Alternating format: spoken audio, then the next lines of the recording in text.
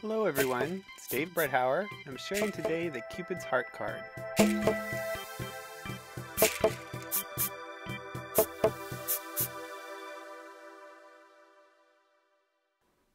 The first step in this project is to emboss the classic heart. We'll be using a Versamark stamp pad, which is a clear sticky ink, and some white embossing powder. We'll begin by inking up the stamp with the Versamark, remembering to bring the ink to the stamp. Turn it over and press it firmly onto a piece of cherry blossom cardstock. I've placed a piece of paper underneath to catch any excess embossing powder that might go off my sample. Once you've completely covered the stamped image, pour off the excess and get ready to emboss it with a heat gun. It's difficult to see it, but here's a picture of the embossing powder before it's been embossed. And then once it's been embossed, you can see that all those little beads have melted into place. Now we're ready for some die cutting. When I designed the stamp, the classic heart, I wanted to make sure that I had a die that would cut it out exactly. So I created the Cupid Heart. It matches this stamp perfectly so that when you lay it over, it'll trim right along the edge without having to use any scissors at all. I designed the die to include a clear grid, and this makes it so easy to position things just how you want them. I'll put the project onto my die cut machine, being careful to keep everything in place.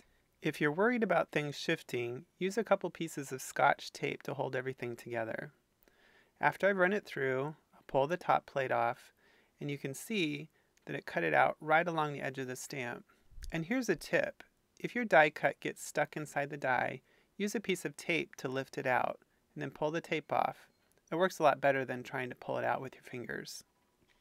As you can see, it cut the stamped image right out to the edge, which makes this project super quick and easy. The next step, die cut the border. We're going to be using a piece of current cardstock cut 4 inches by 5 1/4 and the Heart Delights die.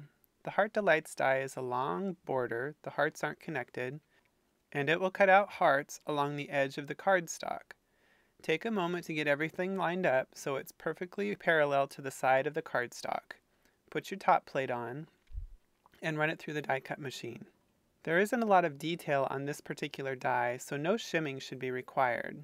When you take everything off, you'll see that the hearts cut out quite easily. In fact, here the hearts have stuck to the plate. I'll gently pull those off and save them for another project, and you can see that we have a nice heart border along our cardstock. Going back to my work surface, I need to add some adhesive sheets to this piece of cardstock.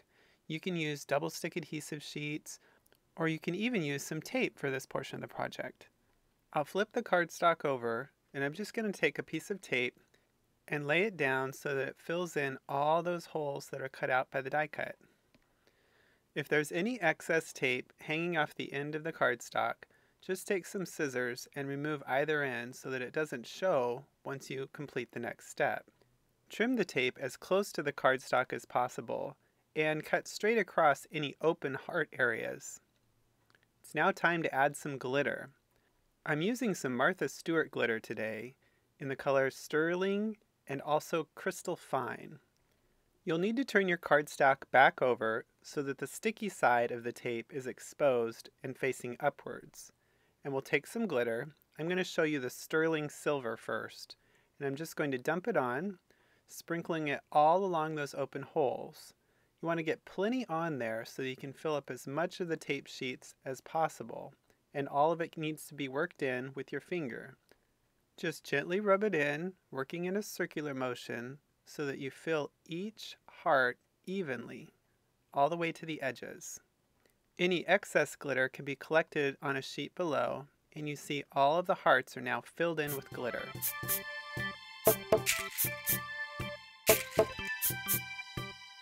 It's time to assemble the layers of the cards.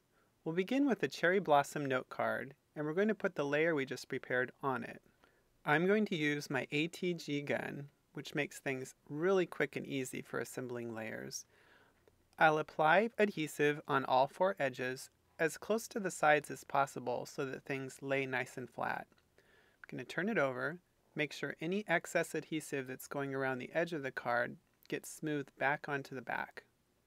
And line things up and get it securely fastened to the cherry blossom note card. The contrast between the glittering hearts and the note card border is so cool. You'll love it. Now grab the Cupid heart that you have all cut out. I'm going to put some adhesive right on the back using the ATG gun again. Just a little bit around the edge. It's a small piece, so it doesn't take a lot of adhesive. I like using the ATG gun on curved pieces like this because it's easy to move that around the edge. And then put it at an angle, slightly off center, and slightly overlapping the glitter heart. You can finish the project with a little bit of embellishing. I'm going to be using some clear glitter glue called Diamond to add little dots of glitter here and there on the design. Once you are satisfied, allow this to dry and send it to some lucky recipient on your mailing list. Thanks for joining me, and I hope I've inspired you with another fun project.